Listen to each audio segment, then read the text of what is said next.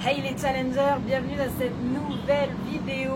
Aujourd'hui on va parler voyage, on va parler Bogota. D'ailleurs on est sur la terrasse justement de ma chambre à Bogota, au Celina. Le Celina, d'ailleurs, tenez, je vais vous faire un petit briefing sur le Celina. Si vous ne connaissez pas encore, c'est un hôtel-hostel, c'est un mélange des deux. Donc à la fois économique, mais aussi, comme vous le voyez, assez cool. On a le choix du coup entre une chambre en dortoir ou une chambre seule, toute simple, tout simplement comme dans un hôtel. Et il y a pas mal de choses autour en fait, hein. C'est pas seulement qu'un hôtel, il y a un concept autour, vraiment du street art, des activités, un bar, des soirées DJ, un restaurant, de tout, vraiment. Une cuisine partagée, des salles justement pour des workshops, des activités, du sport, des espaces de coworking aussi hein, pour les pros. Voilà, notamment moi je suis au Celina à la base parce que je suis venue travailler, mais du coup voilà, ça combine toutes ces options, toutes ces caractéristiques. Donc le Celina, il faut savoir que c'est présent dans toutes les grandes villes du monde. Donc si vous ne connaissez pas encore le concept, si vous n'avez jamais encore passé une nuit, je vous invite fortement à le faire. Cela dit, revenons à nos moutons. Aujourd'hui dans cette vidéo, je voudrais vous proposer un petit peu un itinéraire à Bogota, puisque ça fait quelques jours que j'y suis maintenant. Et donc j'aurais voulu vous partager un petit peu différentes adresses, différents sites qu'il faut visiter sur place. Voilà, donc la première chose que j'ai fait, c'était la Zona Rosa. La Zona Rosa, qui est un endroit où se trouve le centre des affaires, où se trouvent pas mal des ambassades américaines, françaises. C'est un quartier vraiment safe, un quartier sécurisé, puisque Bogota, il faut savoir que, on va dire, la partie nord de Bogota est plutôt bien notée, est plutôt safe. Mais le sud, par contre, il faut faire attention, le sud a une réputation moins bonne. Et si vous avez à choisir un endroit où crécher, je vous conseille de rester voilà, sur le nord et plus particulièrement sur la Zona Rosa. Vous allez avoir des restaurants, vous allez avoir des bars, vous allez avoir des hôtels et c'est plutôt bien organisé. Voilà pour la Zona Rosa. Vous allez avoir donc le Parque 93.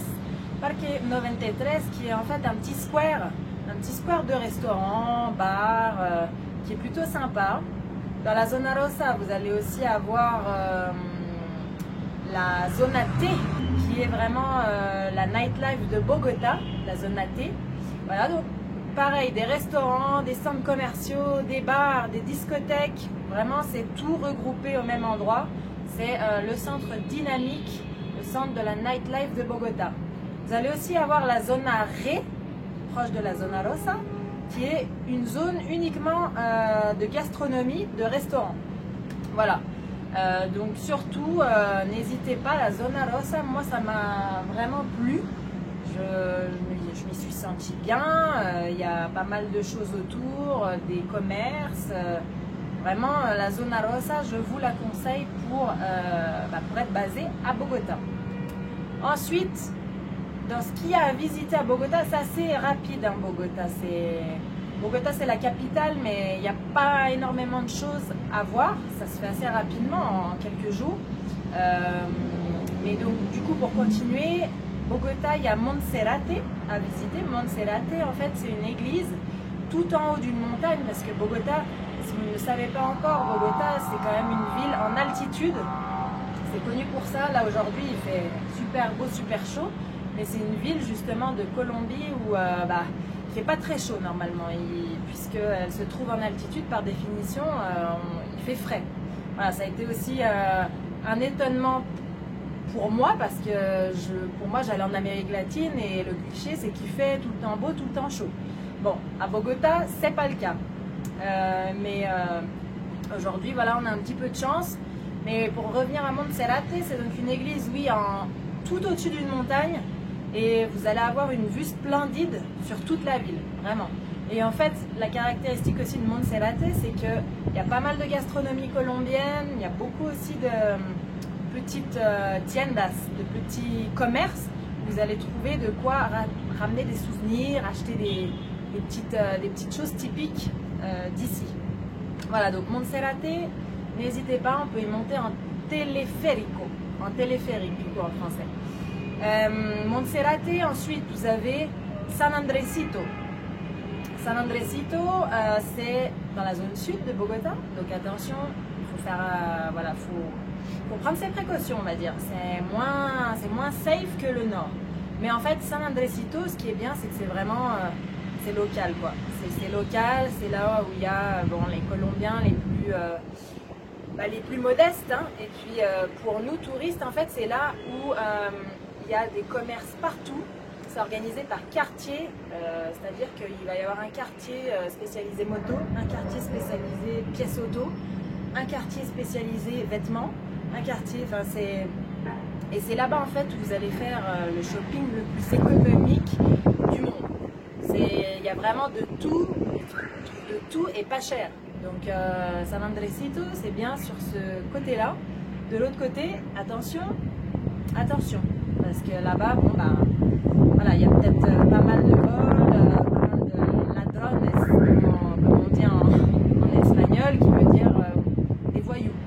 Donc y aller, mais voilà, avec précaution. Ce qui est bien aussi à San Andresito, c'est que vous pouvez goûter une gastronomie colombienne qui s'appelle la lechona.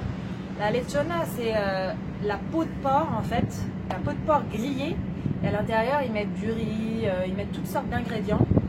Et ça fait un petit sandwich en fait avec, plutôt que d'avoir du pain comme coquille, c'est la peau tout simplement de porc comme coquille.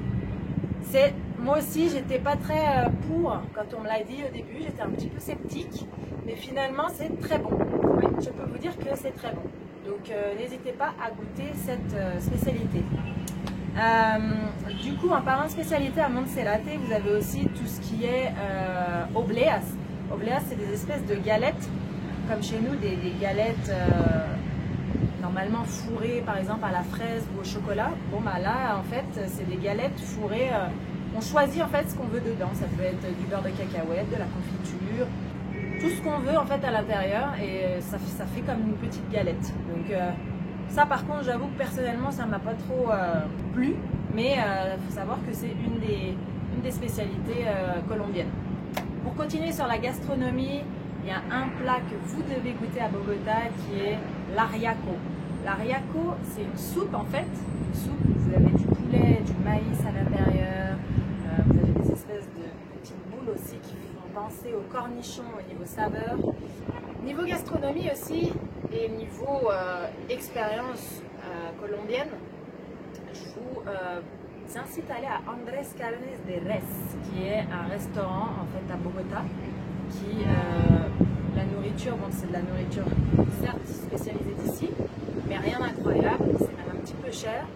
L'idée en fait c'est que c'est un restaurant qui vous propose des shows, voilà, des shows de la musique live. Il y a des musiciens qui viennent voilà, à votre table, en gros, faire de la musique, on se sent un petit peu du coup, c'est une chose un peu personnalisée, on se sent vraiment servi pour le coup. Donc Andrés Carnes de Res, c'est voilà, plein de sortes de nourriture différentes, et c'est voilà, des shows personnalisés comme ça, de la danse, de la musique live. Donc du coup c'est plus pour le contexte et plus pour l'environnement qu'il faut y aller au moins une fois. Au moins une fois parce que c'est super sympa, super représentatif de la culture colombienne. Donc n'hésitez pas à aller à Andrés Carnes de Res. Un autre endroit près de Monserrate à visiter, c'est la Candelaria. La Candelaria, c'est le centre historique de Bogota, donc très touristique évidemment. Beaucoup de choses à vendre dans la rue jusqu'à la Plaza Bolivar. Et vous allez trouver des personnes qui vous vendent des photos avec des lamas, des personnes qui vendent de tout et rien, de la nourriture, des vêtements. Donc la Candelaria, c'est plutôt sympathique à ce niveau-là. Il y a aussi beaucoup de personnes qui vendent des produits à base de coca. Pour continuer sur les visites touristiques, il y a aussi le quartier d'Usaquén. Usaquén, c'est un petit quartier pareil, safe, pas mal de petits marchés, des restaurants. C'est plutôt sympa aussi d'aller se balader dans ce quartier-là. Ensuite, dans Bogota, je pense qu'on a fait plus ou moins le tour. Ça, c'est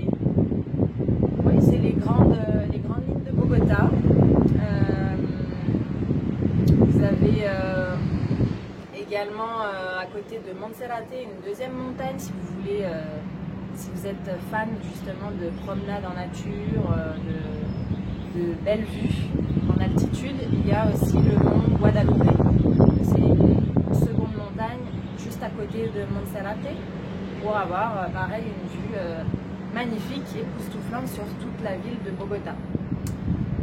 Voilà pour cette vidéo, j'espère que ça vous aura éclairé un petit peu sur cette ville, que vous saurez un petit peu plus vous orienter, un petit peu plus où vous positionner. N'hésitez pas non plus, si vous avez déjà visité Bogota, à commenter cette vidéo, à me mettre un petit peu les différents points que vous avez visités ou les choses que j'aurais pu avoir oubliées. Et sur ce, moi je vous souhaite plein de bonnes choses, plein de voyages surtout, et on se retrouve la semaine prochaine pour une nouvelle vidéo. Ciao ciao!